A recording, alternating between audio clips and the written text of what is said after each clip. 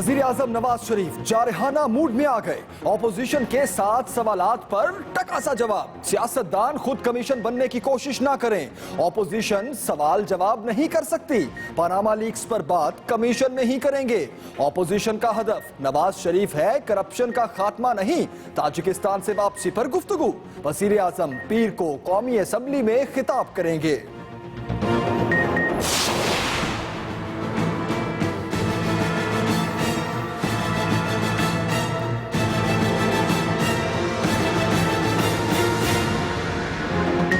हुकूमत को tough time देने के लिए ऑपोजिशन जमातों की भी सफ बंदी। एतजाज एहसन की जेर सदारत इजलास में हिकमत अमली तैयार। वजीर आजम 7 सवालात पर हिज़्ब इख्तिलाफ को मुतमईन न कर सके तो भरपूर एहतजाज का फैसला।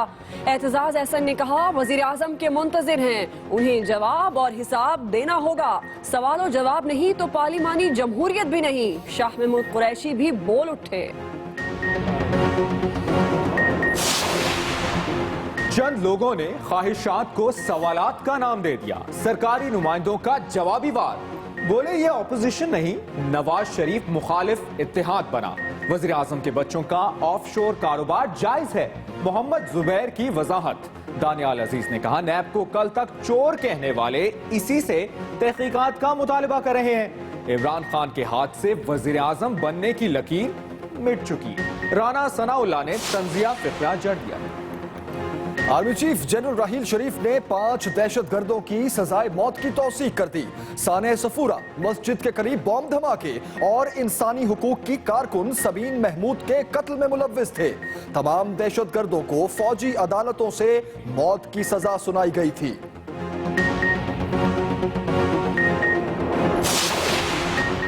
MKM लापता कारकुनों की बाजियाबी और असीरों की रिहाई के लिए फिर सड़कों पर आ गई। कारकुनों और अरकान पार्लियामेंट का कराची की नुमाइश चुरंगी पर धरना। फारूक सत्तार का कहना है टारगेटेड ऑपरेशन में अब तक सैकड़ों मर्तबा कड़वा घूंट पिया। टारगेट किलिंग और जराइम से सबसे ज्यादा हम मुतासिर हुए। आर्मी चीफ जनरल राहील शरीफ से कारकुनों की बाजियाबी में मदद की अपील।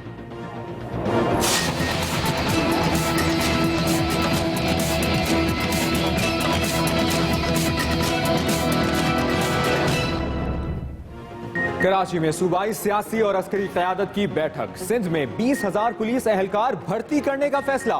तरबियत पाक फौज करेगी। कानून नाफिज करने वाले इदारों की मुश्किलात भी दूर की जाएंगी। एपिक्स कमेटी के इजलास में इंसदाद दहशतगर्दी और फौजी अदालतों में मुकदमात का भी जायजा।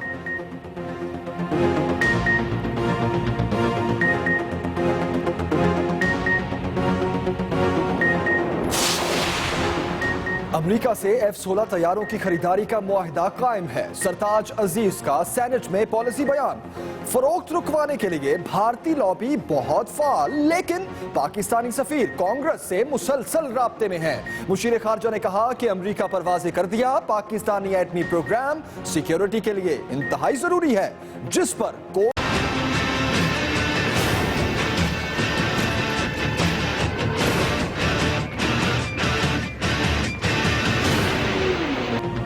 तालीम और करियर प्लानिंग, वो भी एक ही छत तले। इस्लामाबाद में एक्सप्रेस मीडिया ग्रुप के एजुकेशन एंड करियर एक्सपो मेले की रौनकें उरूज पर। तलबा और तालिबात की जौक दर जौक शिरकत। 30 से ज्यादा यूनिवर्सिटीज के स्टॉल्स में नौजवानों की भरपूर दिलचस्पी।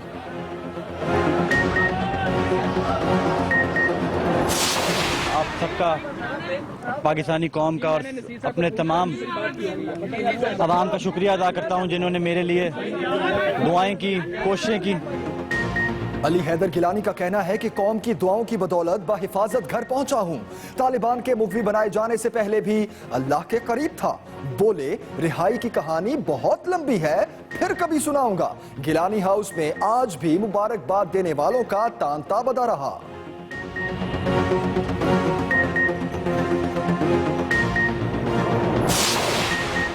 कराची में एक और बड़ा स्कैंडल सामने आ गया। नैब का पोस्ट ऑफिस कोऑपरेटिव सोसाइटी के दफ्तर पर छापा। गैर कानूनी तौर पर 173 प्लॉट अलॉट करने के इल्जाम में 6 अफराद को हिरासत में ले लिया। नैब का कहना है शिकायत मिलने पर कार्रवाई की गई, तहकीकात का आगाज कर दिया गया।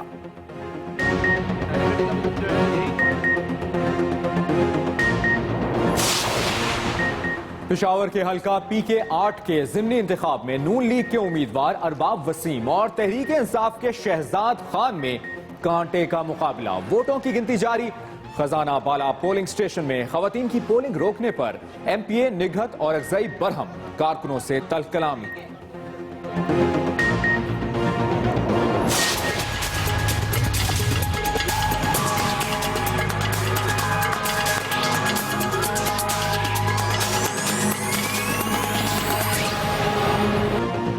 गर्मी के सताए कराची वालों के लिए खुशखबरी। महकमा मौसमियात ने मॉनसून में बाराने रहमत जम के बरसने की नवीद सुना दी। 15 जुलाई से 15 सितंबर के दौरान बारिशों से कराची और अंदरूने सिंध से 3 साला खुश्क साली खत्म होने की पेशगोई। और बुलेटिन का आगाज करेंगे अहम खबर से। सबीन महमूद को इंसाफ मिल गया है। कातिल को सजाए मौत की मंजूरी। आर्मी चीफ ने 5 दहशतगर्दों के मौत के परवाने पर दस्तखत कर दिए हैं। जी हां, सबीन महमूद को इंसाफ मिल गया। कातिल को सजाए मौत की मंजूरी दे दी गई। आर्मी चीफ ने 5 दहशतगर्दों की मौत के परवाने पर दस्तखत कर दिए हैं। आपको बताएं, सबीन महमूद का कातिल साद अजीज IBA का तालिब इल्म था। सबीन महमूद को इंसाफ मिल गया। कातिल की सजाए मौत की मंजूरी। अमन और मोहब्बत बांटने वाली सबीन को शिद्दत पसंद ने गुज़श्ता साल कत्ल कर दिया था और अब उसको फांसी की सजा दे दी गई है। दस्तखत हो चुके हैं। साने सफूरा कोर्ट के मुजरिमों को भी फांसी देने की मंजूरी दे दी गई है।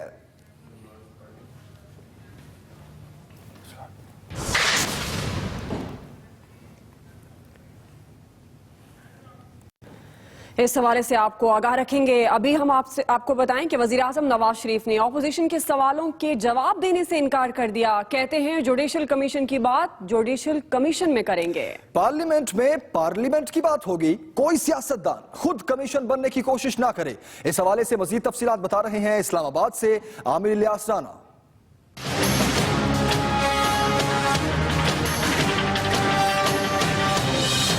सारी अपोजिशन जमातों ने सर जोड़कर बड़ी मेहनत, मुशावरत और नापतोल करके कुछ सवाल बनाए, लेकिन वजीर आजम ने अपोजिशन के सवाल का जवाब देने से इनकार कर दिया है। सड़कों पे एहतजाज के अलावा क्या एजेंडा आपने देखा है? ताजिकिस्तान से वतन वापसी पर तैयारे में सीनियर सहाफियों से गुफ्तगू करते हुए वजीर आजम नवाज शरीफ ने कहा कि अपोजिशन उनसे सवाल जवाब नहीं कर सकती। कोई सियासतदान खुद कमीशन बनने की कोशिश ना करे। वजीर आजम बोले, पार्लियामेंट में सिर्फ पार्लियामेंट की बात होगी। पनामा लीक्स के मामले पर बात कमीशन में होगी। जिस काम के लिए चीफ जस्टिस को खत लिखा उस पर पार्लियामेंट में बात नहीं करूंगा। यकीन है कि चीफ जस्टिस जुडिशल कमीशन बना देंगे। पनामा लीक्स में PTI वालों के नाम आने के सवाल पर वजीर आजम का कहना था कि मीडिया को इंसाफ करते हुए उनका नाम भी लेना चाहिए। एतजाज ने FIA का नाम लिया, जबकि इमरान खान नैब से तहकीकात चाहते हैं। अपोजिशन को करप्शन खत्म करने से कोई मतलब नहीं।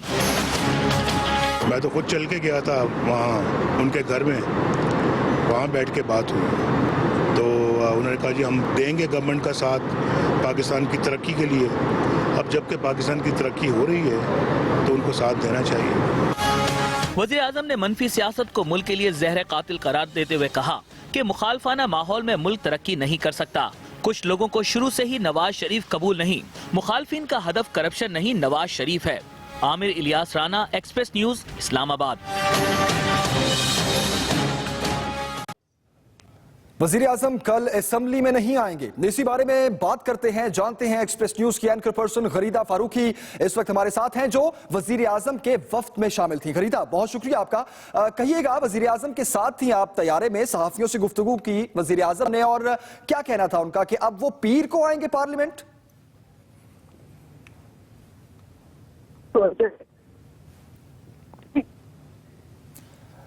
गरीदा, बताइएगा, वजीर आजम के वफ्द में आप शामिल थी, उनके साथ ही तैयारे में, उन्होंने सहाफियों से, मीडिया से जब बात की तो उनका क्या कहना था कि कल जुमे को नहीं, अब वो पीर को पार्लियामेंट जाएंगे?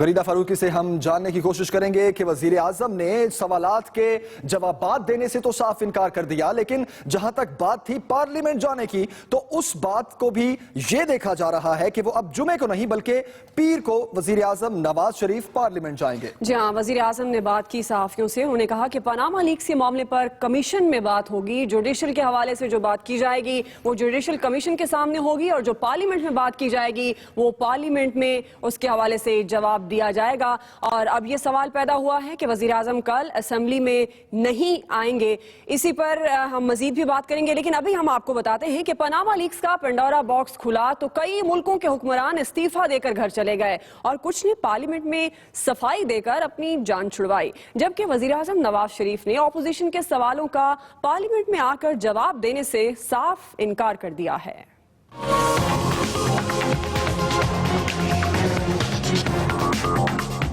पनामा पेपर्स की कहानी जिस मुल्क में भी खुली वहाँ के हुक्मरान या तो घर चले गए या फिर अपनी पार्लियामेंट में सफाई पेश करके जान छुड़ा ली। लेकिन हमारे वजीर आजम ने कोई सफाई नहीं पेश की, बल्कि ऑपोजिशन के सवालात का पार्लियामेंट में आकर जवाब देने से भी इनकार कर दिया है। जमहूरी ममालिक में समझाइए जाता है कि पार्लियामेंट के आगे हर इदारा और फर्द जवाबदेह है और पूरी दुनिया में जिस मुल्क के हुक्मरान का नाम पनामा लीक्स में आया उन्होंने सबसे पहले पार्लियामेंट को ही मुतमईन किया। पनामा में खुफिया अकाउंट्स की कहानी जैसे ही निकली तो आइसलैंड के वजीर आजम को घर जाना पड़ा। बरतानिया के वजीर आजम ने न सिर्फ सफाई दी बल्कि अपनी सफाई के तमाम सबूत भी पेश किए। न्यूजीलैंड के वजीर आजम को बाकायदा पार्लियामेंट से जबरदस्ती बेइज्जती करके बाहर निकाल दिया गया। हत्ता के अर्जेंटीना के सदर ने अपने कानूनी इदारों के आगे अपनी बेगुनाही साबित की। लेकिन हमारे वजीर आजम ने बयानात की हद तक अपना दिफा तो भरपूर किया, वो भी अपने अंदाज में। उस वक्त से टैक्स दे रहे हैं जब कुछ लोगों को इस लफ्ज के हिज्जे भी नहीं आते थे। ऑपोजिशन जमातों के 7 सवालात के जवाब में वजीर आजम का जो एक जवाब आया है उससे पार्लियामेंट में ऑपोजिशन जमातों को इत्मीनान होने की बजाय पारा और ऊपर जा सकता है, क्योंकि वजीर आजम अगर अवामी नुमाइंदों को जवाब दे नहीं तो फिर किसको जवाब दे हैं।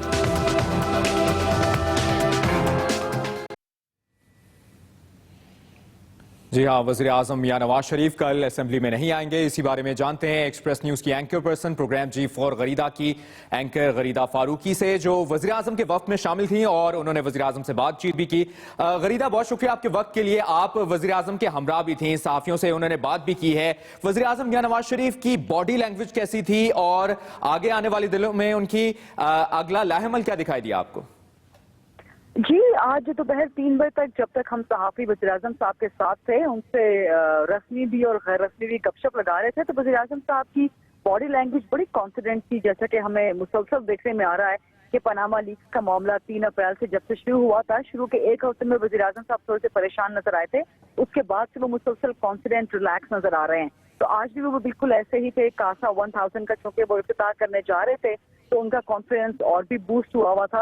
लेकिन जब मैंने खास तौर पर उनसे सवाल किया कि उस वक्त तक ये खबर नहीं आई थी कि वज़ीर आज़म साहब ने अपना इरादा मुलतवी कर दिया है, पीर को जाएंगे, उस वक्त तक यही था कि वज़ीर आज़म साहब कल जाएंगे और वज़ीर आज़म साहब का अपना पूरा प्लान था कि वो कल पार्लियामेंट के सामने जाएंगे। और जब मैंने उनसे सवाल किया कि जी कल वो जाके अपने असासों के तफसीरात की वजाहत करेंगे, तो मियां साहब ने वही बात दोहराई जो कि वो अपने 3 बार खिताब में कर चुके हैं। अपने बिजनेस की हिस्ट्री उन्होंने बताई।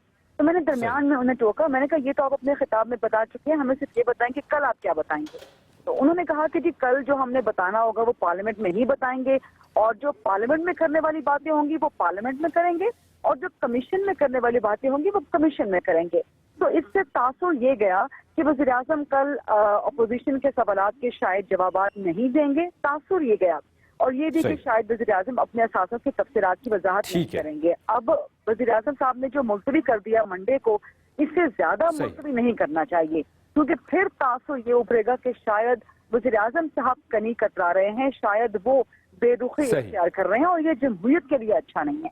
तो मंडे प्रोग्राम चीफ और गरीदा की एंकर पर्सन गरीदा फारूकी, आपने वक्त दिया, बहुत शुक्रिया आपका। वज़ीर आज़म नवाज शरीफ जुमे की बजाय पीर को कौमी असम्बली के इजलास से खिताब करेंगे। ज़राए के मुताबिक स्पीकर का कहना है कि कल जुमा है और इजलास का वक्त कम है, इसलिए नवाज शरीफ अब पीर को असम्बली खिताब के लिए आएंगे। ऑपोजिशन ने भी वज़ीर आज़म के पार्लियामेंट में आकर जवाब ना देने की सूरत में एहतजाज की हिकमत अमली तैयार कर ली। ऑपोजिशन किस तरह एहतजाज करेगी, ये बता रहे हैं इस्लामाबाद से शहरयार खान। धरनों के अलावा उनका क्या एजेंडा है? आपका एहतसाब होके रहेगा। वजीर आजम नवाज शरीफ ने ऑपोजिशन को टकासा जवाब दे दिया है, लेकिन ऑपोजिशन इत्तेहाद अभी भी वजीर आजम के पार्लियामेंट आने का मुंतजिर है। ऑपोजिशन जमातों ने भी कौमी असम्बली के इजलास की हिकमत अमली बना ली है। वजीर आजम कल की बजाय अब पीर को कौमी असम्बली के इजलास से खिताब करेंगे, लेकिन एहतजाज अहसन तो सिर्फ वजीर आजम के तसल्ली बख्श जवाब के मुंतजिर हैं। इससे कोई मफर नहीं, कोई फरार नहीं। जनाब वजीर आजम को उनको ये सवालों का जवाब और अपना हिसाब सारा देना पड़ेगा। इजलास के अंदर की खबर यह है कि ऑपोजिशन इत्तेहाद ने सवालात का दुरुस्त जवाब न मिलने पर कौमी असम्बली में दमादम मस्त कलंदर का प्रोग्राम बना लिया है। वजीर आजम के अलावा किसी वजीर का जवाब कबूल न करने पर भी इत्तफाक हुआ है। इजलास के बाद मीडिया से गुफ्तगू में शाह महमूद कुरैशी का कहना था कि हुकूमत ऑपोजिशन के सवालों से घबरा चुकी है। ये पार्लिमानी रिवायत है, अगर पार्लिमानी जमहूरियत में वजीर आजम ऐवान को जवाब दे नहीं है तो फिर पार्लिमानी जमहूरियत की रूह के खिलाफ है ये रवैया। अवामी मुस्लिम लीग के सरबराह शेख रशीद अहमद ने भी आवाज में आवाज मिलाते हुए कहा है कि वजीर आजम को जराए आमदन बताना पड़ेंगे। नैब में आए, FIA में आए, जुडिशल कमीशन में आए, असम्बली में आए, हर जगह आए, क्योंकि रंगे हाथों पकड़े गए। ऑपोजिशन इजलास में फैसला किया गया है कि वजीर आजम ने सवालात के जवाब ना दिए तो आइंदा का लाहे अमल मिलकर तय किया जाएगा। Shahryar Khan, express news, Islamabad. दानियाल अजीज का कहना है कि कल तक नैब को मुकमुका वाली नैब कहने वाले आज उसी से तहकीकात का मुतालबा कर रहे हैं। वो इस्लामाबाद में मीडिया से गुफ्तगू कर रहे थे। प्राइम मिनिस्टर कह रहे हैं चले सुप्रीम कोर्ट की इंक्वायरी शुरू करवाते हैं और उसी से वो भाग रहे हैं। कभी कहते हैं नैब में चलते हैं, कभी कहते हैं सवालनामा कर लें, कभी कहते हैं अब असेंबली में आ जाएं। ऑपोजिशन अब कह रही है हमने नैब में जाना है। सुप्रीम कोर्ट का 15 बनू वाली तकरीर में इमरान खान साहब ने बदल दिया। ये वो नैब है जो मुकमुका वाली नैब हम 3 साल कान पके सुनते सुनते कि जी ये आपस में मिलके इन्होंने नैब का चेयरमैन लगाया और ये मुकमुका वाली नैब है। अब उनको नैब अच्छी लगनी शुरू हो गई है। कल तक वो कह रहे थे सुप्रीम कोर्ट में हमने इंक्वायरी करवानी है, उसके अलावा हम किसी को मानेंगे ही नहीं कि नैब तो आपकी मुकमुका वाली है। पनामा लीक्स पर PTI और मुस्लिम लीग नून में शिकवा और जवाब शिकवा का सिलसिला जारी है। इमरान खान ने पनामा पेपर्स पर कार्रवाई न करने पर नैब को भी कटहरे में खड़ा कर लिया है। चेयरमैन PTI के हमले का जवाब सूबाई वजीर कानून राना सनाउल्लाह ने भरपूर तंज करके दिया है। कहते हैं कि इमरान खान के हाथ से वजीर आजम बनने की लकीर मिट चुकी है। इमरान खान ने पनामा लीक्स पर कार्रवाई न करने पर नैब को ही मुजरिम करार दे दिया। सोशल मीडिया पर हैरत का इजहार करते हुए कप्तान बोले, तमाम दस्तावेजी सबूत सामने आ चुके हैं, इसके बावजूद नैब का कोई कार्रवाई न करना समझ से बाहर है। कप्तान ने नैब की खामोशी को नैब ऑर्डिनेंस की खिलाफवर्जी भी करार दिया। इमरान खान ने सोशल मीडिया पर यह भी बताया कि PTI ने वजीर आजम के दामाद कैप्टन रिटायर्ड सफ्तर के खिलाफ इलेक्शन कमीशन में रिट भी दायर कर दी है और अब वो इलेक्शन कमीशन की कार्रवाई के मुंतजिर हैं।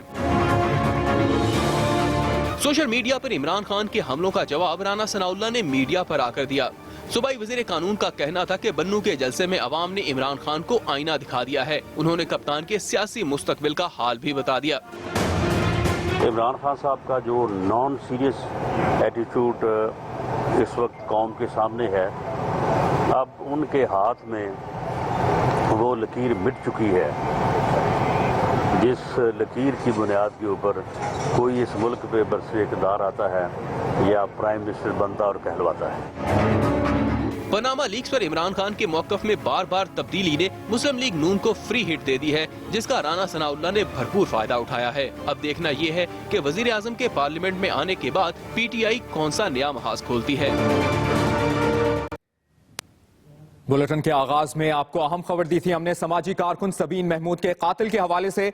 उसी से मुतालिक आपको बताएं, कराची में बेदर्दी से कत्ल कर दी जाने वाली समाजी कारकुन सबीन महमूद के कातिल के अंजाम का वक्त आन पहुंचा है। आर्मी चीफ जनरल राहील शरीफ ने मुजरिम साद अजीज को फांसी पर लटकाने की मंजूरी दे दी। सानह सफूरा गोट के जिम्मेदारों की मौत के परवाने पर भी दस्तखत कर दिए गए हैं। तफसीलात बता रहे हैं इस्लामाबाद से अहमद मंसूर। कराची में समाजी कारकुन सबीन महमूद के कातिल का आखिरी वक्त आन पहुंचा।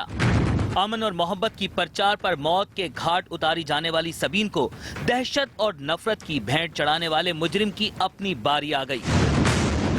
आर्मी चीफ जनरल राहील शरीफ ने सबीन महमूद के कातिल समेत 5 दहशतगर्दों को फांसी देने की मंजूरी दे दी। इन दहशतगर्दों ने कराची में समाजी कारकुन सबीन महमूद को कत्ल करने के अलावा सफूरा गोट में पिछले साल मई में एक बस पर फायरिंग करके इस्माइली फिरके के 45 अफराद को भी कत्ल कर दिया था।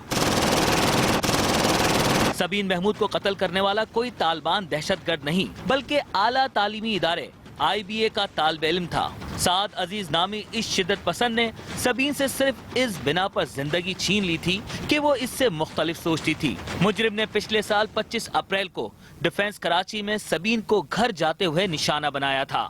सबीन के कातिल के अलावा ISPR के मुताबिक आर्मी चीफ जनरल राहील शरीफ ने जिन दहशतगर्दों की सजाए मौत की मंजूरी दी, इनमें ताहिर हुसैन मिनहास, हाफिज नासिर, साद अजीज, मोहम्मद अजहर इशरत और असदुर रहमान शामिल हैं। इन दहशतगर्दों को फौजी अदालतों से मौत की सजा सुनाई गई थी। इन दहशतगर्दों ने अदालतों में अपने जुराइम का एतराफ किया।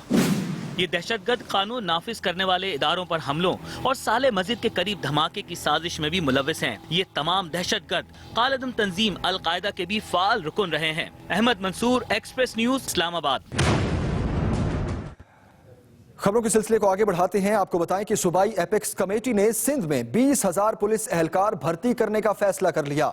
2,000 एहलकार CPEC मंसूबे पर काम करने वाले चीनी इंजीनियर्स की सिक्योरिटी यकीनी बनाने के लिए तैनात होंगे। इंसदाद दहशतगर्दी की 6 नई अदालतें भी बनाई जाएंगी।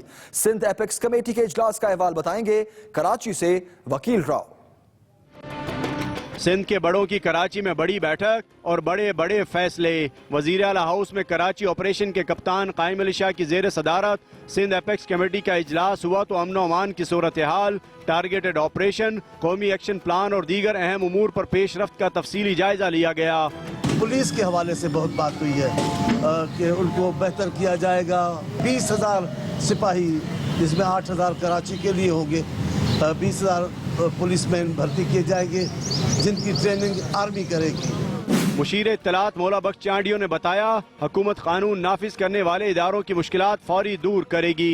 CPEC मंसूबे का जिक्र करते हुए इनका कहना था कि 2,000 चीनी इंजीनियर सिंध आएंगे और इनकी सिक्योरिटी के लिए 2,000 रिटायर्ड फौजी एहलकारों पर मुश्तमिल खसूसी फोर्स होगी। एपेक्स कमेटी के इजलास से कबल वजीर आला हाउस में वजीर आला कायम अली शाह और core commander Karachi lieutenant general Naved Mukhtar के दरमियान 1-on-1 मुलाकात हुई, जिसमें बाद में गवर्नर सिंध डॉक्टर इशरतुल इबाद, वजीर दाखिला सुहेल सयाल, नसार खोड़ो और मुराद अली शाह भी शरीक हो गए। 3.5 घंटे से जायद जारी रहने वाले इजलास में 200 से जायद प्रोसिक्यूटर्स की भर्तियों, मदारिस और गैर मुल्की तारिकीन वतन की रजिस्ट्रेशन समेत दीगर अहम मामलात पर भी तफसीली गौर किया गया। वकील राव, एक्सप्रेस न्यूज, कराची।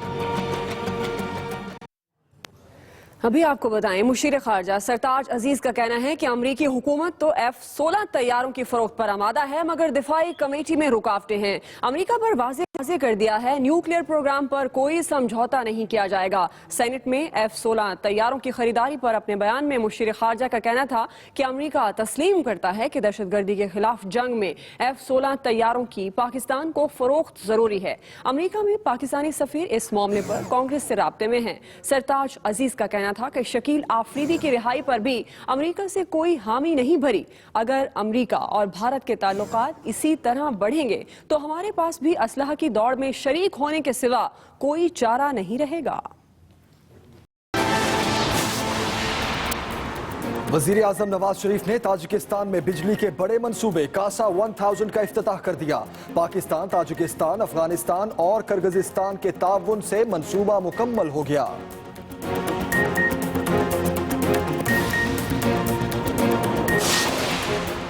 पेशावर के हल्का PK8 के ज़िमनी इंतखाब में नून लीग के उम्मीदवार अरबाब वसीम और तहरीक इंसाफ के शहजाद खान में कांटे का मुकाबला, वोटों की गिनती जारी।